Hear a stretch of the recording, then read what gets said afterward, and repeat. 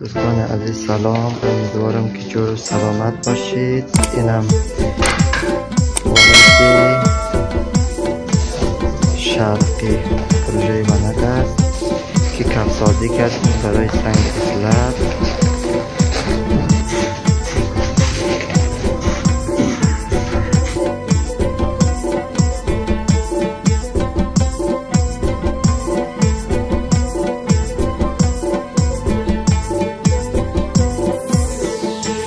صبح آسمان روشنی مشودی الان نور بندی آبر از بردو دل نتاو بر جی مشودی الان نور بندی آبر